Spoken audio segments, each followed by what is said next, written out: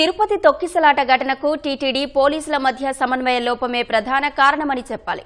రద్దీని అంచనా వేయడంలో పూర్తిగా విఫలమయ్యారు. నిర్లక్ష్య వైఖరే ఇంత దుర్ఘటనకు దారితీసింది. టీటీడీలో భారీ ప్రక్షాళన జరగాలని, దర్శనం విధానాల్లో చాలా మార్పులు చేయాల్సిన అవసరం ఉందనడానికి తాజా ఘటన నిదర్శనం. వైకుంఠ ఏకాదశికి భక్తులు ఏటా ముందు రోజు రాత్రే క్యూలైన్ల వద్దకు చేరుకుంటారు. ఈసారి 50,000 మందికి పైగా భక్తులు ఇతర ప్రాంతాల నుంచి తరలివచ్చారు. గురువారం తెల్లవారుజాము నుంచి టోకెన్లు ఇస్తామని ప్రకటించిన భక్తులంతా బుధవారం సాయంత్రం నుంచే పెద్ద ఎత్తున టోకెన్ కేంద్రాల వద్దకు చేరుకున్నారు. ఆ విషయాన్ని గమనించిన అధికారులు ఏర్పాట్లు చేయలేదు. సాధారణంగా టోకెన్ల జారీ సమయానికన్నా ముందే భక్తులు అక్కడికి చేరుకున్నా ఎక్కడికక్కడ బారికేడ్లతో పోలీసులు రద్దీని నియంత్రించేవారు. ఈసారి ఎప్పుడూ లేని విధంగా బైరాగి పట్టడలోని టోకెన్ల జారీ కేంద్రానికి ఆనుకుని ఉన్న శ్రీ పద్మావతి పార్కులోకి భక్తుల్ని తరలించి స్టాపర్స్తో దారి మూసేశారు. భక్తులు గంటల తరబడి నిలబడాల్సొచ్చింది. దీంతో మహిళలు, వృద్ధుల్లో ఓపిక నశించిపోయింది. అనారోగ్యంతో ఉన్న ఒకరిని బయటకు తీసుకెళ్లేందుకు స్టాపర్లు తెరవగా క్యూలైన్లోకి అనుమతిస్తున్నారు అనుకుని టోకెన్ల కోసం ఆదుర్దాలో భక్తులు నెట్టుకుంటూ ముందుకెళ్లారు. దీంతో తొక్కిసలాట జరిగింది.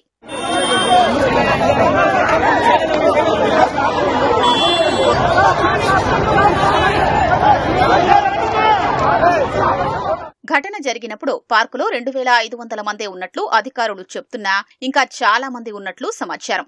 తిరుపతిలో పలు మైదాన ప్రాంతాలు ఉన్నా వాటిపైన అధికారులు దృష్టి సారించలేదు. గతంలో పెట్టిన చోట్ల మళ్లీ టోకెన్ కేంద్రాలు పెట్టారు. ఎక్కువ విస్తీర్ణమున్న ప్రాంతాల్ని ఎంపిక చేసుకుని ఉంటే ఇలాంటి ఘటన జరిగి ఉండేది కాదన్న అభిప్రాయం వ్యక్తమవుతోంది. ప్రతి ప్రాంతంలోనే టోకెన్ల జారీతో ట్రాఫిక్ సమస్య ఎదురయ్యే ఆస్కారం ఉంది. ఈ అంశాన్ని టీటీడీ అధికారులు పరిగణలోకి తీసుకోలేదు. బైరాగి పట్టడలో ఏర్పాటు చేసిన కేంద్రం వద్ద నిత్యం పెద్ద సంఖ్యలో వాహనాలు రాకపోకలు సాగిస్తుంటాయి. రద్దీ ప్రదేశాల్లో టోకెన్ కేంద్రాల ఏర్పాటు తోపులాటలకు కారణంగా భక్తులు చెబుతున్నారు.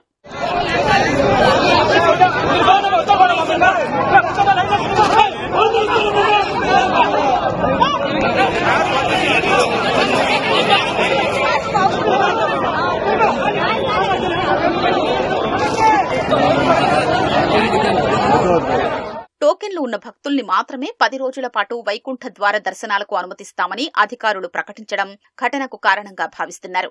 దీంతో వైకుంఠ ద్వార దర్శనం ఉత్తమోత్తమంగా భావించే భక్తులు టోకెన్లు పొందేందుకు భారీగా తిరుపతికి తరలివచ్చారు.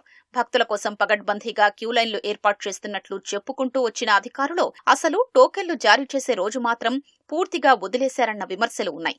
కేవలం క్యూలైన్ల కోసం కంచె వేస్తే తమ పని అయిపోయినట్లుగా అధికారులు భావించారు. భక్తుల సంఖ్యను అంచనా వేసి టోకెన్ల జారీకి సంబంధించి ఎప్పటికప్పుడు తగిన ప్రణాళికలు రచించడంలో టీటీడీ యంత్రాంగం పూర్తిగా విఫలమైంది. ఈవో శ్యామలరావుతో పాటు జేఈఓలు వీరబ్రహ్మం, గౌతమి కనీసం బుధవారం ఘటన జరిగే వరకు ఆయా కేంద్రాల వద్దకు వెళ్లి పరిశీలించలేదు. దీనివల్ల ఎంతమంది భక్తులు కేంద్రాలకు చేరుకున్నారనే అంచనాకు రాలేకపోయారు. పోలీసు అధికారులు వివరాల్ని టీటీడీ అధికారుల దృష్టికి తీసుకురాలేదు.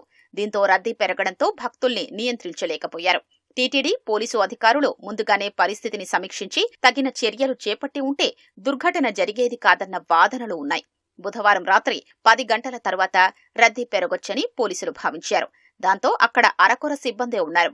ప్రమాదం జరిగిన పార్కు ముందు 20 అడుగుల దూరంలో బారికేడ్లు ఏర్పాటు చేసి వాటి వెనుక పోలీసులు ఉన్నారు. గేటు తెరిచేటప్పుడు వీరు ముందుకు రాలేదు. తొక్కిసలాట జరిగాకే స్పందించారు. భక్తులు వేల సంఖ్యలో ఉన్నప్పుడు రోప్ పార్టీలతో రద్దీని నియంత్రించాల్సి ఉండగా అలా చేయలేదు. ప్రమాదం జరిగిన తర్వాత అక్కడే అంబులెన్స్ ఉన్నా డ్రైవర్ లేకపోవడంతో గాయపడ్డ వారిని రుయాస్పత్రికి తరలించడంలో ఆలస్యమైంది. సుమారు 15 నిమిషాల వరకు భక్తులు అంబులెన్స్ వద్ద వేచి ఉన్నారు.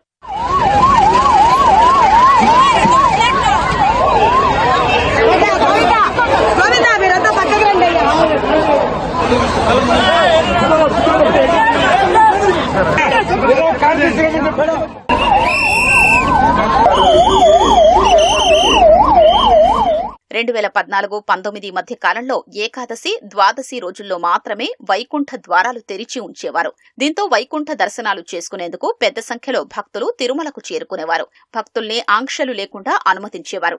టోకెన్ల జారీ వ్యవస్థ లేకపోవడంతో భక్తుల్ని క్యూలైన్లలోకి పంపించేందుకు ప్రత్యేక చర్యలు చేపట్టారు. ఇందులో భాగంగా తొలుత కంపార్ట్మెంట్లలో భక్తుల్ని అనుమతించేవారు. కంపార్ట్మెంట్లు నిండిపోయిన తర్వాత తిరుమల శ్రీవారి మాడవీధుల్లో ఉన్న గ్యాలరీలను వినియోగించుకునేవారు. సర్వదర్శనం ప్రారంభమైన వెంటనే కంపార్ట్మెంట్లు ఖాళీ కాగానే గ్యాలరీల్లో ఉన్న భక్తుల్ని అందులోకి తీసుకెళ్లేవారు.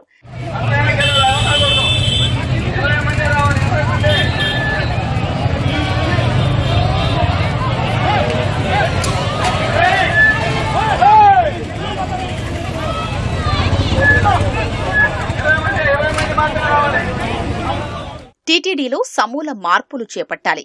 వీఐపీ సంస్కృతిని తగ్గించాలి.